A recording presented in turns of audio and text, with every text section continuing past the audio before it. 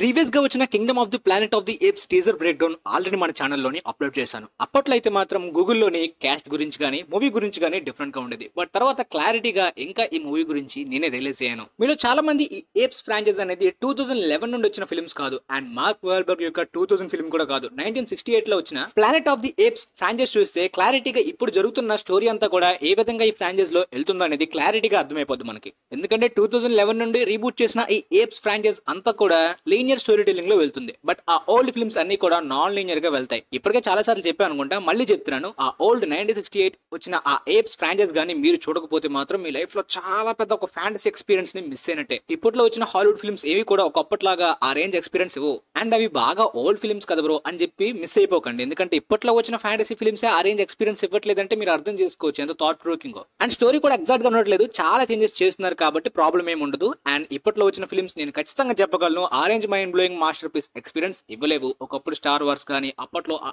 Apes గానీ, Spielberg గారి Jurassic park గానీ, ఇలాంటి కొన్ని ఫ్యాంటసీ ఫిల్మ్స్ ఉంటే ఆనిముచ్చాలు ఒకప్పట్లోని. పోతే ఇక ఈ ట్రైలర్ యొక్క బ్రేక్ డౌన్ లోకి క్లియర్ గా వెళ్ళిపోతాం. గైస్, నిజంగా నేను ప్రీవియస్ టీజర్ యొక్క బ్రేక్ డౌన్ లో చెప్పినట్టు మెయిన్ లీడ్ అయితే యాక్చువల్ గా కొర్నెలియస్ క్యారెక్టర్ ఉండాలి, అంటే సీజర్ యొక్క కొడుకు. ప్రీవియస్ ఒకప్పుడు కూడా అప్డేట్ ఆ విధంగానే ఉంది, కొర్నెలియస్ క్యారెక్టర్ మెయిన్ లీడ్ అని చెప్పి. కానీ ఇప్పుడు తెలిసింది ఏంటంటే ఈ క్యారెక్టర్ అనేది కొర్నెలియస్ కాదు. నేనే షాక్ అయ్యాను. NOA నోవా అనే ఒక కొత్త క్యారెక్టర్ ఈ ట్రయాలజీకి మెయిన్ లీడ్ గా చూపిస్తున్నారు. ఈ స్పెల్లింగ్ తో సహా ఎందుకు మెన్షన్ చేశానంటే ఫిల్మ్ లో ఇంకొక క్యారెక్టర్ ఉండబోతుంది నోవా అని చెప్పి. సో ఆ నోవాకి కన్ఫ్యూజ్ అవుతారు మీరు బ్రేక్ డౌన్ లో. అందుకనే ఏప్ నోవా అని మెన్షన్ చేస్తాను. అయితే ఈ చింపాంజీ కొద్దిగా డిఫరెంట్ ట్రైబ్ అనమాట. అంటే కింగ్డమ్ ని ఫాలో అవ్వకుండా తను సపరేట్ గా ఇంకొక హ్యూమన్స్ మిస్టరీ గురించి, వాళ్ళ హిస్టరీ గురించి తెలుసుకుందాం అని చెప్పి ఎక్కువగా తపన పడుతూ ఉంటాడు. విలన్ యొక్క మోటివ్ అదే అయినప్పటికీ నోవా డిఫరెంట్ అనమాట. అయితే ఈ గతం హిస్టరీ అని ఎందుకు అంటున్నానంటే ఆల్మోస్ట్ సీజర్ చనిపోయి 300 సంవత్సరాల తర్వాత స్టోరీ రన్ అవుతుంది అనమాట. War for the planet of the apes ending కి ఆల్మోస్ట్ ఆ అపోకలిప్టిక్ డిసీజ్ అంతా కూడా పాకి హ్యూమన్స్ ఇక మాట్లాడలేనట్టు, వాళ్ళు చాలా వీక్ అయిపోయినట్టు మనకి క్లియర్ గా చూపించారు ఎండింగ్ లో. సో ఇక ఈ 300 సంవత్సరాల తర్వాత ఎర్త్ ఆల్మోస్ట్ డిస్ట్రాయ్ అయిపోయి ఇక కంప్లీట్ గా అడవిలా మారిపోతుంది అనమాట. దాంతో పాటు కొంతమంది హ్యూమన్స్ మిగులుతారు, కానీ వాళ్ళందరూ కూడా ఒక జంతువులా బతుకుతూ ఉంటారు, అడవి మనుషుల్లాగా. సో ఈ 300 ఇయర్స్ లోనే చాలా వరకు కోతులన్నీ కూడా తెలివిగా మారి, వాటికి వచ్చే సంతానం అంతా కూడా ఇంకా తెలివిగా మారి, అన్నిటికీ కూడా మాటలు వచ్చేస్తే అవి హ్యూమన్స్ లాగా తెలివిగా మొత్తం అంతా కూడా ఏప్ సివిలైజేషన్ స్టార్ట్ అయిపోతుంది అనమాట. ఇక చెప్పాలంటే ఇక హ్యూమన్స్ అందరూ కూడా యానిమల్స్ లాగా మాట్లాడలేనట్టు ఒక అడవి మనుషుల్లా బ్రతకడం, ఏప్స్ అన్ని కూడా హ్యూమన్స్ లాగా మొత్తం వాటి సివిలైజేషన్. ఎలా అంటే వీళ్ళకంటూ ఒక కింగ్ ఉంటాడు, దాంతో పాటు వీళ్ళకి టీచర్స్ ఉంటారు, సైంటిస్టులు ఉంటారు, డాక్టర్లు ఉంటారు. ఓల్డ్ ఏప్స్ ఫిల్మ్స్ కాకుండా ఈ 2011 నుండి వచ్చిన ఈ లీనియర్ ఏప్స్ ఫిల్మ్స్ ని ఫాలో అయ్యే వాళ్ళకి ఇదంతా కూడా ఫ్యూచర్ లో ఈ విధంగా జరుగుతుందా అని ఎక్స్పెక్ట్ చేయరు. సో వీళ్ళకి మెయిన్ కింగ్ గా ప్రాక్సిమస్ అనమాట. వీళ్ళలోనే డిఫరెంట్ ట్రైబ్స్ ఉంటాయి, డిఫరెంట్ నమ్మకాలు ఉంటాయి. కానీ అందరూ కూడా ఈ కింగ్ కి, వీళ్ళ సోల్జర్స్ కి, వీళ్ళ ఆర్మీకి ఎదిరించి పోరాడలేరు. మొత్తం కింగ్డమ్ కంట్రోల్ ఉన్నప్పటికీ ఎర్త్ మొత్తాన్ని రూల్ చేద్దాం, అసలు గతంలో ఏమైందనే దాని గురించి ఎక్కువగా ప్రయత్నిస్తుంటారు అనమాట వీళ్ళు కూడా. నిజానికి వీళ్ళ గతానికి గాడ్ ఫాదర్ అయితే మాత్రం సీజరే, కానీ అంతకు ముందు ఎర్త్ లోని హ్యూమన్స్ అండ్ ఏప్స్ ఎలా కలిసి ఉండేవారు, ఏం జరిగిందని కొంతమందికి తెలుసు, కొంతమందికి హ్యూమన్స్ ఎగ్జిస్టెన్స్ కూడా తెలియదు అనమాట. ఇలా తెలిసిన వాళ్ళు అయితే మాత్రం ప్రాక్సిమస్ చాలా క్లియర్ గా దాని గురించి తెలుసుకుందాం అనుకుంటాడు. అందులో నోవా కూడా ఆ విధంగా ఉంటున్నప్పటికీ నోవాకి హ్యూమన్స్ మీద గానీ కొంత రెస్పెక్ట్ ఉంటుంది, మరి అంత నీచంగా ఉండడు ప్రాక్సిమస్ అంతా. ప్రాక్సిమస్ అండ్ వాళ్ళ ట్రైబ్స్ ప్రకారం అయితే హ్యూమన్స్ అనే వాళ్ళు ఒక రాక్షసులు, వాళ్ళు మంచి వాళ్ళు కాదు, వాళ్ళు ఇప్పుడు కూడా యుద్ధాన్ని కోరుకుంటారు, చెడుగా ఆలోచిస్తుంటారు, వాళ్ళ నాశనానికి వాళ్ళే కారణమయ్యారు అనే టైప్. కానీ ఆ హ్యూమన్స్ దగ్గర అద్భుతమైన టెక్నాలజీ ఉండేది. మీరు ట్రైలర్ లో ఆ డైలాగ్ ని అబ్జర్వ్ చేస్తే సముద్రాలు దాటి హ్యూమన్స్ అనే వాళ్ళు మాట్లాడే వాళ్ళంట అని చెప్పి ఇక్కడ నోవాతో అంటున్నాడు. అంటే హ్యూమన్స్ మొబైల్స్ తోటి ఎక్కడున్న వాళ్ళతో అయినా మాట్లాడుకునే వాళ్ళు, ఇప్పుడు మాత్రం అసలు మాట్లాడడానికి చాలా కష్టంగా ఉంటుంది. వాళ్ళ టెక్నాలజీ ఏంటి, అసలు గతంలో ఏమైంది అనే దాని గురించి తెలుసుకుందామని చెప్పి. అయితే ఇక్కడ నోవాతో పాటు కొంతమంది సపరేట్ ట్రైమ్, తనకంటూ సపరేట్ టీం ఉంది. తర్వాత ఈ సీన్ మాత్రం చాలా యాక్యురేట్ గా, చాలా ఇంట్రెస్టింగ్ గా డిజైన్ చేశారు. ఇదేంటంటే ఇక్కడ సడన్ గా ఆ అలారం సౌండ్ మొత్తం మోగ్గానే హ్యూమన్స్ అందరూ కూడా అలర్ట్ అయిపోయి దాక్కుందామని వెళ్తున్నప్పుడు ఏప్స్ హార్స్ మీద వచ్చి వాళ్ళని బంధించి తీసుకెళ్తారు. ఈ సీన్ అనేది జంతువుల్ని హ్యూమన్స్ ఒకప్పుడు ఎలా వేటాడే వాళ్ళో ఇప్పుడు ఏప్స్ ఆ విధంగా వేటాడి జూలో పెడతారు అనమాట. కొంతమంది ఈ హ్యూమన్స్ ని ఇంట్లో పని వాళ్ళలాగా, వాళ్ళ సొంత పనులకి యూజ్ చేసుకునే విధంగా, అంటే కొంతమంది పెట్ డాగ్స్ లాగా పెంచుకోవడానికి పట్టుకెళ్తారు, కొంతమంది జూలో మాత్రమే మనుషుల్ని చూడడానికి పెట్టుకుంటారు. ఇక్కడ మెయిన్ క్యారెక్టర్ ఫ్రేయా ఎలెన్ మనకి విచర్ లోని ప్రిన్సెస్ సిరెల్ లాగా తెలుసు. ఈమె ఈ ఫిలిం లోని నోవా క్యారెక్టర్ లో కనిపించబోతుంది. NOVA సెపరేట్ గా ఎందుకు చెప్పారంటే మీరు కన్ఫ్యూజ్ అవుతారని.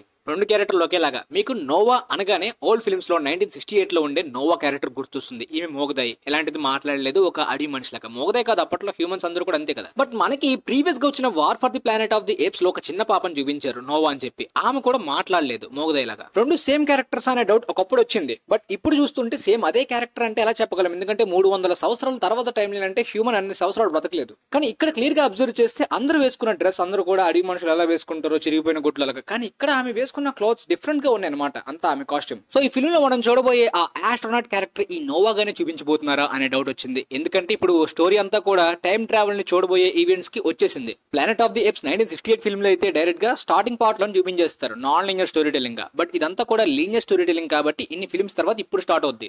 మార్క్ వాల్బర్గ్ ఏప్స్ ఫిల్మ్ లో కూడా స్టార్టింగ్ పార్ట్ లో చూపించినప్పటికీ, అదిరిపోయే మైండ్ బ్లోయింగ్ ఎండింగ్ ట్విస్ట్ ఇచ్చినప్పటికీ దానికి సీక్వెల్ కంటిన్యూ చేయకుండా ఫాక్స్ రీబూట్ చేసి ఈ విధంగా లీనియర్ గా స్టోరీ కంటిన్యూ చేశారు. సో ఇలా మనకు తెలిసిందే కదా, ఆస్ట్రోనట్స్ అనుకోకుండా ఈ టైమ్ లైన్ వచ్చి ఇక్కడ ఏప్ సివిలైజేషన్ చూసి షాక్ అవుతారు. కానీ వాళ్ళు మాట్లాడితే చంపేయడమో లేదంటే ఎక్స్పెరిమెంట్ చేయడమో చాలా ప్రాబ్లం ఉంటుంది కాబట్టి మనం కూడా నార్మల్ గానే యాక్ట్ చేస్తారనమాట మాట్లాడకుండా. పోతే ఇక్కడ ఏప్ నోవా క్యారెక్టర్ కి రాకా అనే ఒక మంచి లాయల్ అడ్వైజర్ ని చూపిస్తున్నారు. ఈ క్యారెక్టర్ మనకి ప్రీవియస్ ఫిల్మ్స్ లోని మారిస్ క్యారెక్టర్ ని గుర్తు చేస్తుంది. అలానే మీకు కూడా డౌట్ రావచ్చు, ఇక్కడ ఏప్ నోవా కొద్దిగా మంచివాడు కదా, సేమ్ సీజర్ సెన్ యొక్క కొర్నీలియస్ క్యారెక్టర్ లాని పెట్టచ్చు కదా, ఎందుకు నేమ్ మార్చారని చెప్పి. కానీ 300 ఇయర్ ఈవెంట్స్ తర్వాత కాబట్టి ఈ క్యారెక్టర్స్ ని మార్చి ఉండొచ్చు. ఇక్కడ మీరు క్లియర్ గా అబ్జర్వ్ చేస్తే నాకు కనిపించిన దాని ప్రకారం ఇక్కడ హ్యూమన్ ఆస్ట్రోనాట్ నోవా ఈ బైనోస్కోప్ దగ్గరకు వచ్చి అబ్జర్వ్ చేస్తుంది. మేబీ తన ల్యాబ్ ఉన్న ప్లేస్ కి వెళ్ళి అక్కడ నుండి ఇంటికి వెళ్ళిపోదాం అనుకుంటుంది. కానీ తన ల్యాబ్ దగ్గరకు వచ్చింది కానీ అంతా పాత పడిపోయినట్టు అడవిలా మారిపోతుంది. సో అప్పుడు తనకు అర్థమవుతుంది తను వచ్చిన ల్యాబ్ కరెక్టే గానీ ఉన్న ఇయర్ టైం లైన్ అంతా కూడా వేరు, ఫ్యూచర్ లోకి ఉందని చెప్పి. తను ప్రాక్సిమస్ దగ్గర నుండి తప్పించుకున్న విషయం కూడా నాకు తెలిసి ఈ గొరిల్లా ఈ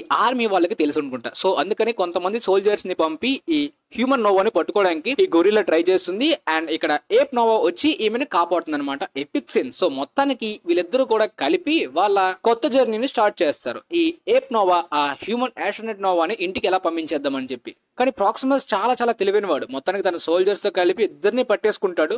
ఇప్పటికే చాలా స్టోరీ చెప్పేసావు బ్రో, ఇక్కడ ఆపే బ్రో అని అనుకోకండి, ఇంకా చాలా స్టోరీ ఉంది, అసలైన ట్విస్ట్ ఉంది, అది నేను చెప్పను. నాకు తెలిసి సేమ్ ఆ ఓల్డ్ ఏప్స్ ఫిల్మ్స్ లా పెడితే అదిరిపోతుంది అనమాట. మేబీ ఆ ఓల్డ్ ఏప్స్ ఫిల్మ్స్ లా పెట్టకపోతే అప్కమింగ్ ట్రయల్జీ కదా ఇంకొక 2 ఫిల్మ్స్ లో చూపించచ్చు. సో కొన్ని సీక్వెన్సెస్ బట్టి మనం అబ్జర్వ్ చేస్తుంటే ఏప్ నోవాకి అండ్ ప్రాక్సిమస్ కి పెద్ద ఫైట్ జరుగుతున్న ఈవెంట్స్. ఖచ్చితంగా ప్రాక్సిమస్ చాలా పవర్ఫుల్ గా ఉంటాడు. బట్ ఏం జరుగుతుందో థియేటర్స్ లో చూడాలి. కాకపోతే ఇదంతా కాదు గైస్, ఈ ఓల్డ్ ఏప్స్ లోని అంటే ఓల్డ్ ఏప్స్ ఫిల్మ్స్ లోని ఒక తాత ఉంటాడు, డాక్టర్ హొనోరియస్ అని చెప్పి. హ్యూమన్స్ హిస్టరీ గురించి కంప్లీట్ గా తెలుసు, కానీ ఎవరికి చెప్పడు, ఎందుకంటే హ్యూమన్స్ గురించి తెలుసుకోకూడదు, వాళ్ళ ఎగ్జిస్టెన్స్ లో మర్చిపోవాలి అని చెప్పి ప్రయత్నిస్తూ ఉంటాడు. అండ్ ఆ ఏప్స్ అందరూ కూడా వాళ్ళని గొరిల్లా మంకీ అని పిలిచామనుకోండి ఖచ్చితంగా ట్రిగర్ అయి కొట్టేస్తారు. వాళ్ళని ఏప్ అని చెప్పి పిలిస్తేనే రెస్పెక్ట్ఫుల్ గా ఉంటుంది అనమాట. అంటే ఆ ఓల్డ్ ఫిల్మ్స్ లో రూల్స్ అవి ఎలా పెడితే మాత్రం ఖచ్చితంగా కామెడీ కూడా ఫిల్మ్స్ లో వర్క్ అవుతుంది. బట్ చూస్తుంటే గైస్ సింపుల్ గా ఏదో ఒక పాప్కార్న్ కమర్షియల్ ఏదో ఒక రీబూట్ చేస్తున్నట్టు అనిపించట్లేదు. చాలా ప్రెస్టీజియస్ అడాప్టేషన్ లా అనిపిస్తుంది, చాలా సీరియస్నెస్ కనిపిస్తుంది ప్రాజెక్ట్ లోని. సో డైరెక్టర్ వెస్బాల్ అయితే ఇంతకు ముందు మేజ్ రన్నర్ ట్రయల్స్ తీశాడు. ద మేజ్ రన్నర్ ట్రయాలజీ అంతా కూడా ఒక పాప్కార్న్ ఎంటర్టైనర్ కమర్షియల్ ఫిల్మ్స్ లా ఉంటే అంతా కూడా బాగుంటుంది టేకింగ్ అంతా కూడా. బట్ ఇది చాలా ప్రెస్టీజియస్ గా అంబిషియస్ అడాప్టేషన్ గా చాలా డిఫరెంట్ గా కనిపిస్తుంది ఆయన విజన్ అంతా కూడా. అఫ్ కోర్స్ మ్యాట్ రీవ్స్ నే కంటిన్యూ చేయొచ్చు కదా war for the planet of the apes తర్వాత అనే ఒపీనియన్ మీకు రావచ్చు. బట్ ప్రెసెంట్ ఆయన ద బ్యాట్మ్యాన్ ట్రయాలజీ వర్క్ లో ఉన్నారు కాబట్టి కుదరదు. సో ఇప్పుడు మీకు ఫిల్మ్ గురించి ట్రైలర్ గురించి కంప్లీట్ బ్రేక్ డౌన్ క్లారిటీ వచ్చింది అనుకుంటున్నాను. సో ఇంత మ్యాట్ ఉంది కాబట్టి డ్యూన్ 2 తర్వాత చాలా ఈగర్లీ వెయిట్ చేస్తున్న ఫిల్మ్ ఈ ఇయర్ లో నాది ఇది. సో వీలైతే ఈ వీడియో మీ ఫ్రెండ్స్ కి కూడా షేర్ చేయండి. And thanks for watching.